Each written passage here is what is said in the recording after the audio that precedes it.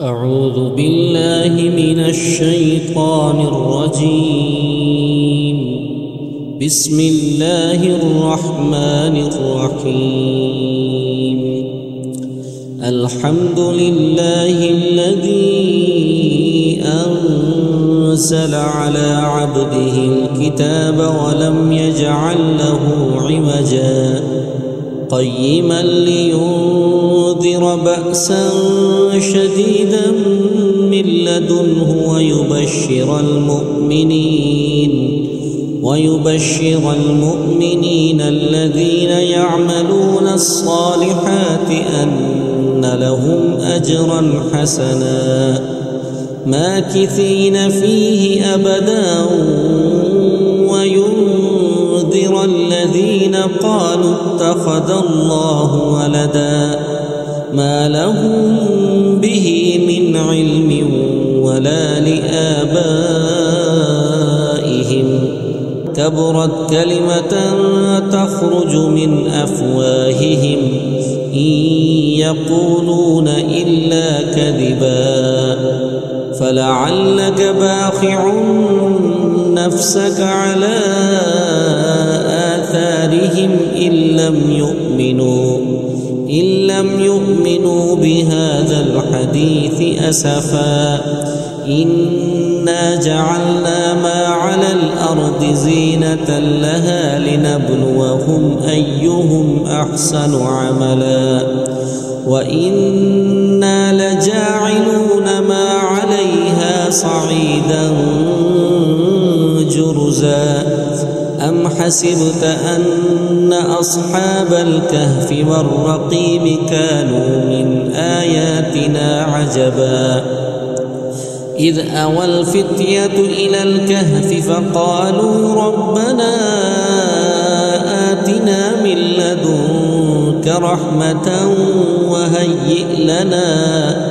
وهيئ لنا من أمرنا رشدا فضربنا على آذانهم في الكهف سنين عددا ثم بعثناهم لنعلم أي الحزبين أحصى لما لبثوا أمدا نحن نقص عليك نبأهم بالحق إنهم فتية آمنوا بربهم وزدناهم هدى وربطنا على قلوبهم إذ قاموا فقالوا ربنا رب السماوات والأرض لن ندعو من دونه إلها لقد قلنا إذا شططا هؤلاء قومنا اتخذوا من دونه آلهة لولا يأتون عليهم بسلطان بين فمن أظلم ممن افترى على الله كذبا وإذ اعتزلتموهم وما يعبدون إلا الله فأووا إلى الكهف ينشر لكم ربكم من رحمته ويهيئ لكم مرفقا وترى الشمس إذا طلعت تزاور عن كهفهم ذات اليمين وإذا غربت تقرضهم ذات الشمال وهم في فجوة من ذلك من آيات الله من يهد الله فهو المهتد ومن يضلل فلن تجد له وليا مرشدا وتحسبهم أيقاظا وهم رقود ونقلبهم ذات اليمين وذات الشمال وكلبهم باسط ذراعيه بالوصيد لو اطلعت عليهم لوليت منهم فرارا ولملئت منهم رعبا.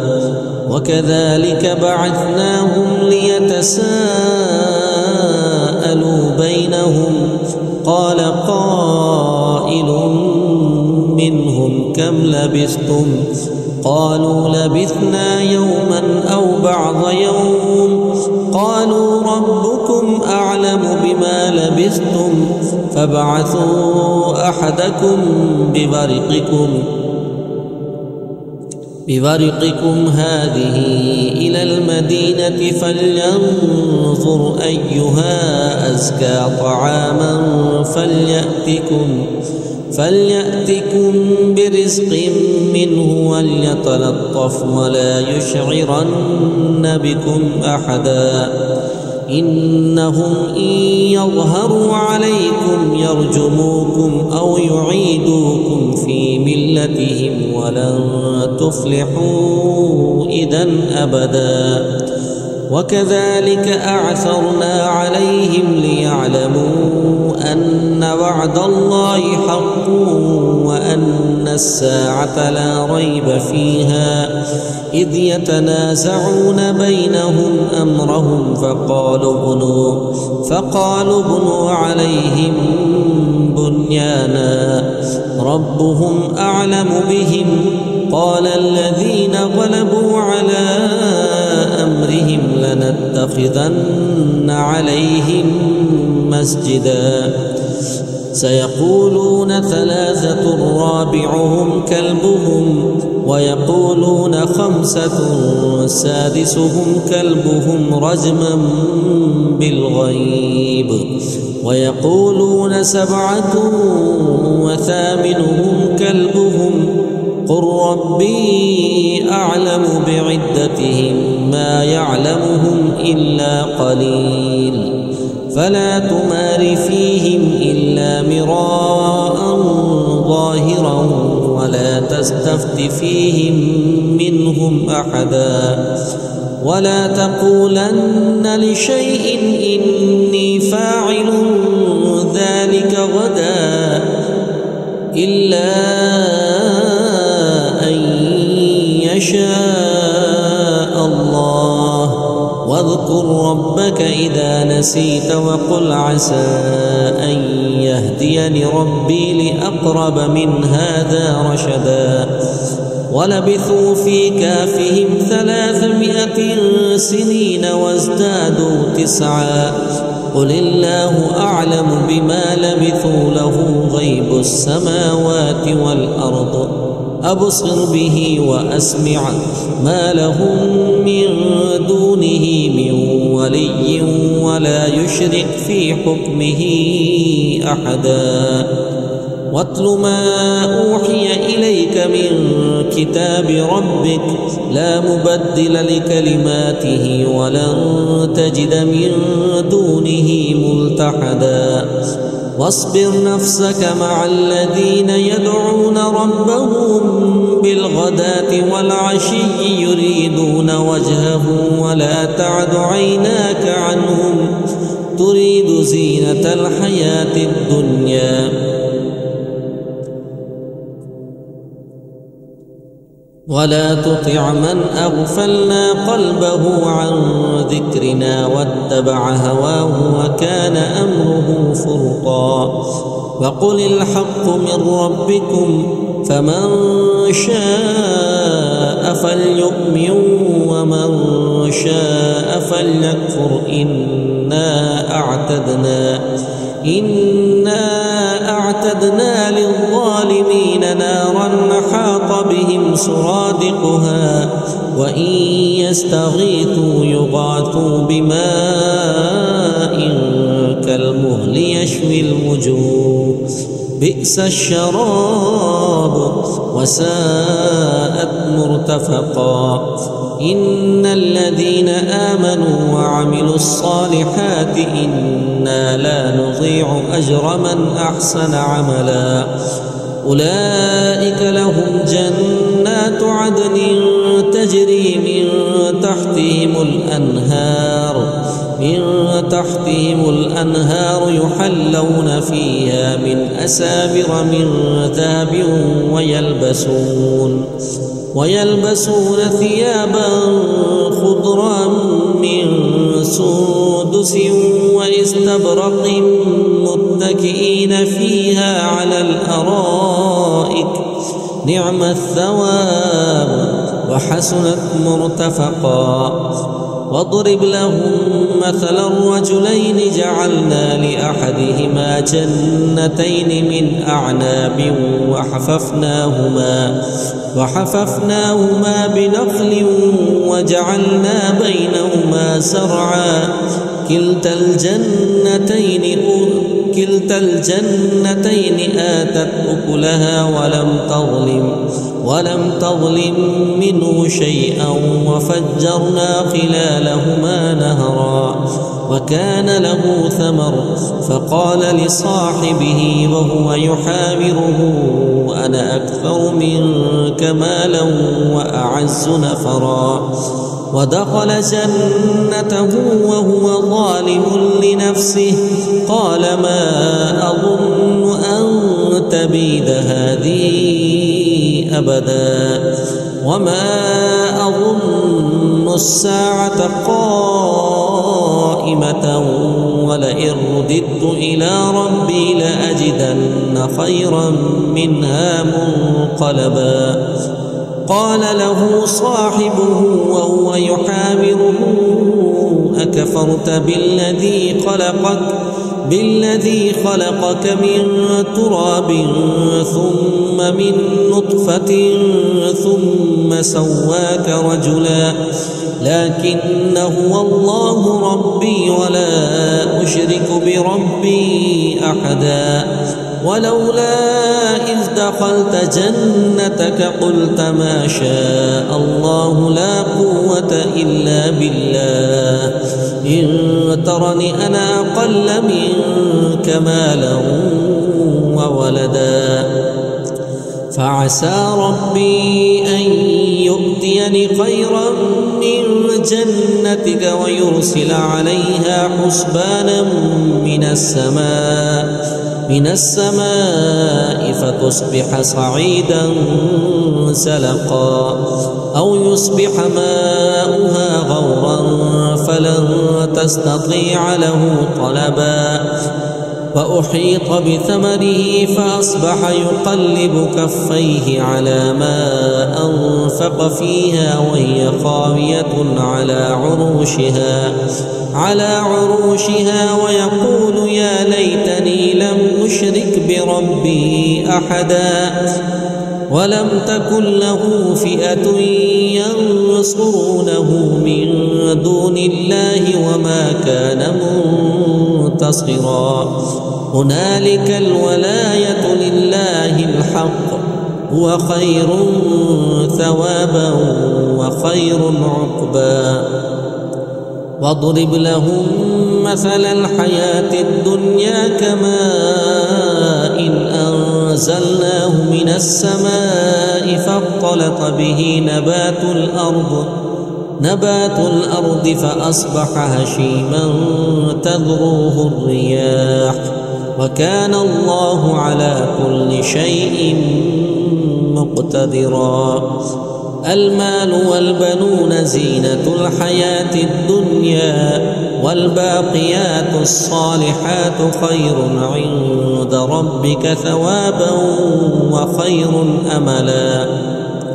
ويوم نسير الجبال وترى الأرض بارزة وحشرناهم فلم نغادر منهم أحدا وعرضوا على ربك صفا لقد جئتمونا كما خلقناكم أول مرة بل زعمتم أن لن نجعل لكم موعدا. ووضع الكتاب فترى المجرمين مشفقين مما فيه ويقولون يا ويلتنا ما لهذا الكتاب لا يغادر صغيرة ولا كبيرة إلا أحصاها ووجدوا ما عملوا حاضرا ولا يظلم ربك أحدا وإذ قلنا للملائكة اسجدوا لآدم فسجدوا إلا إبليس كان من الجن ففسق عن أمر ربه أفتتخذونه وذريته أولياء من دوني وهم لكم عدو بئس للظالمين بدلا ما أشهدتهم خلق السماوات والأرض ولا خلق أنفسهم وما كنت متخذ المضلين عضدا ويوم يقول نادوا شركائي الذين زعمتم فدعوهم فلم يستجيبوا لهم وجعلنا بينهم موبقا ورأى المجرمون النار فظنوا أنهم مواقعوها ولم يجدوا عنها مصرفا ولقد صرفنا في هذا القرآن للناس من كل مثل وكان الإنسان أكثر شيء جدلا وما منع الناس أن يؤمنوا إذ جاءهم الهدى ويستغفروا ربهم إلا أن تأتيهم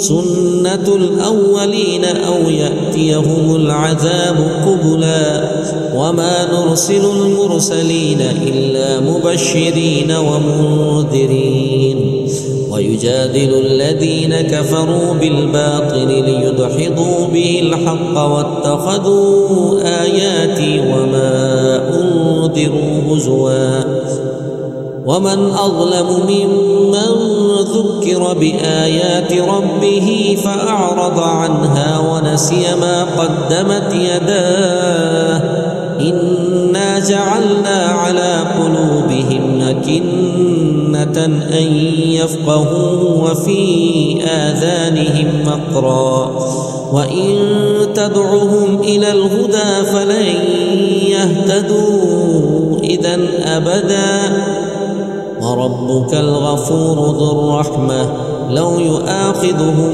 بما كسبوا لعجل لهم العذاب بل لهم موعد لن يجدوا من دونه موئلا وتلك القرى أهلكناهم لما ظلموا وجعلنا لمهلكهم موعدا وإذ قال موسى لفتاه لا أبرح حتى أبلغ مجمع البحرين أو أمضي حقبا فلما بلغا مجمع بينهما نسيا حوتهما فاتخذ سبيله في البحر سربا فلما جاوزا قال لفتاه آتنا غداءنا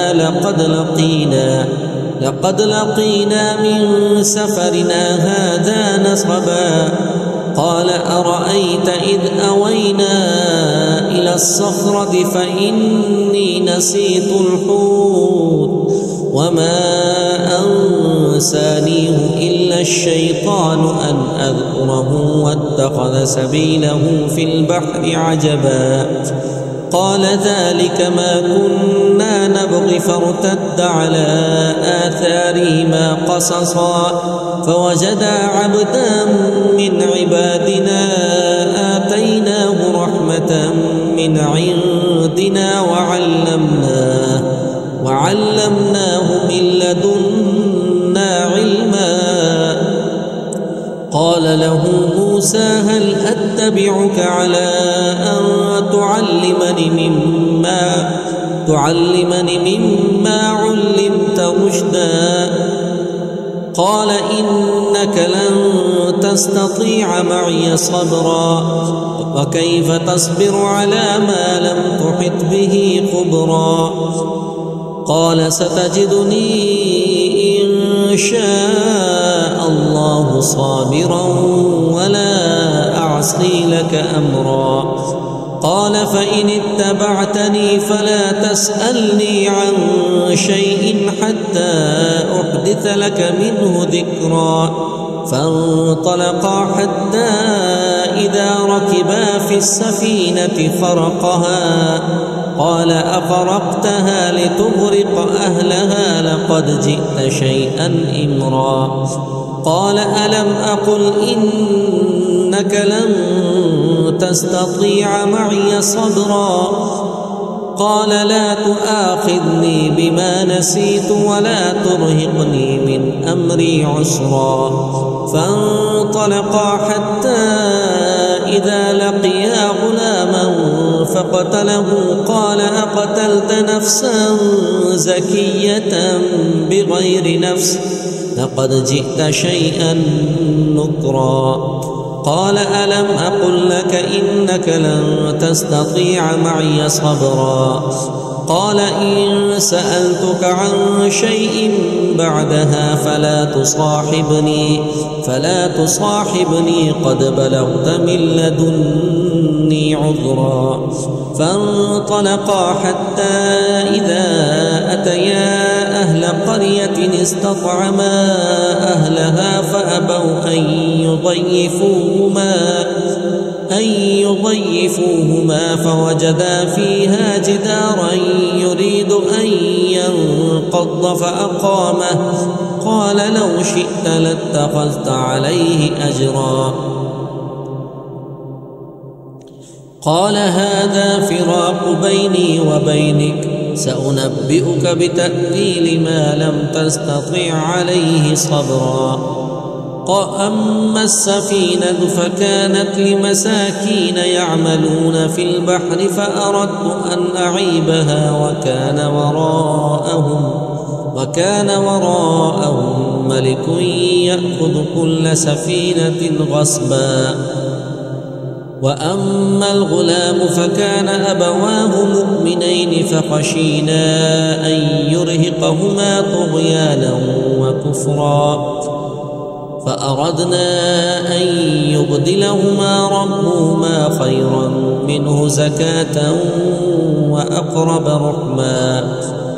وأما الجدار فكان لغلامين يتيمين في المدينة وكان تحته كنز لهما وكان أبوهما صالحا فأراد ربك أن يبلغا أشدهما ويستخرجا كنزهما رحمة من ربك وما فعلته عن أمري ذلك تأويل ما لم تسطع عليه صبرا. ويسألونك عن ذي القرنين قل سأتلو عليكم منه ذكرا. إنا مكنا له في الأرض وآتيناه من كل شيء سببا فأتبع سببا حتى إذا بلغ مغرب الشمس وجدها تغرب في عين حمئة ووجد عندها قوما قلنا يا ذا القرنين إما أن تعذب وإما أن تتخذ فيهم حسنا.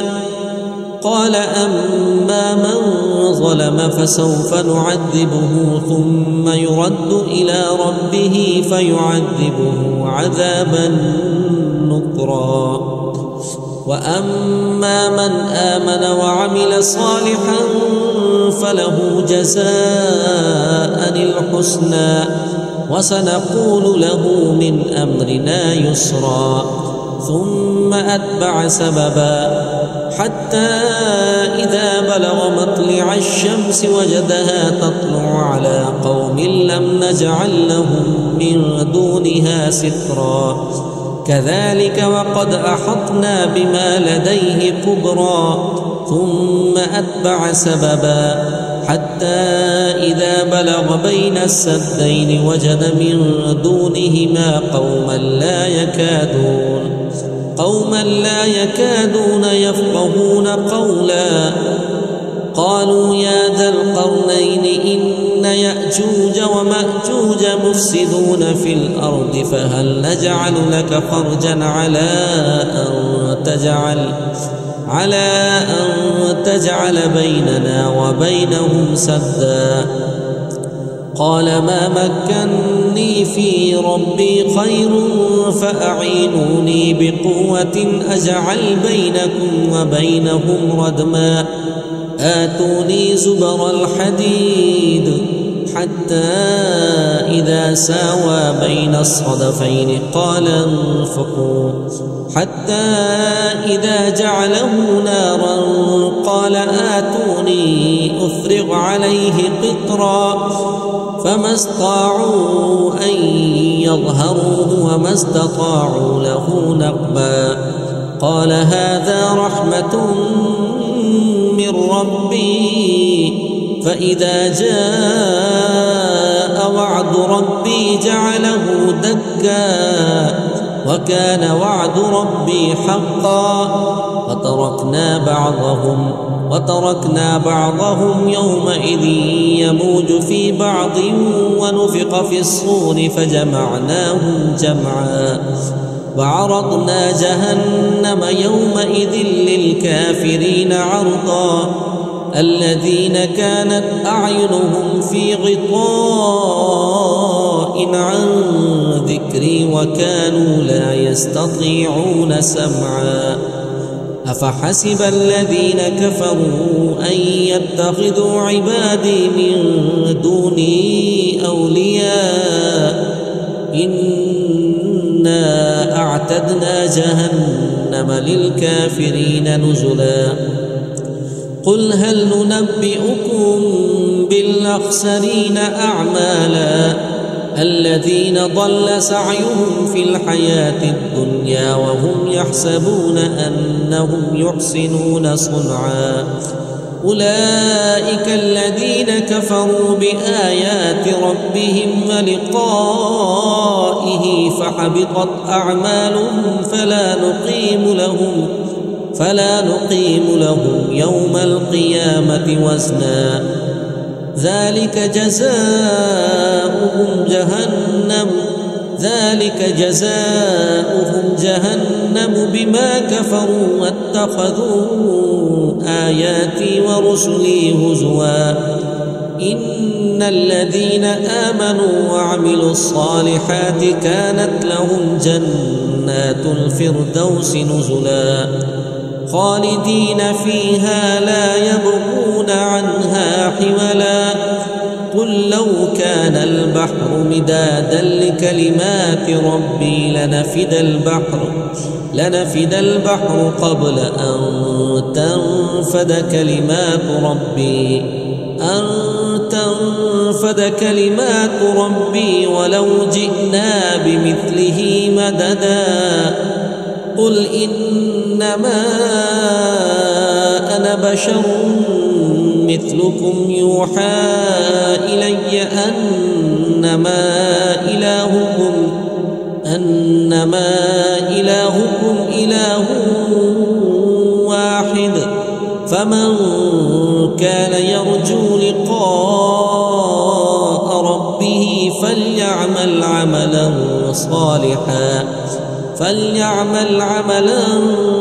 صالحا ولا يشرك بعبادة ربه أحدا.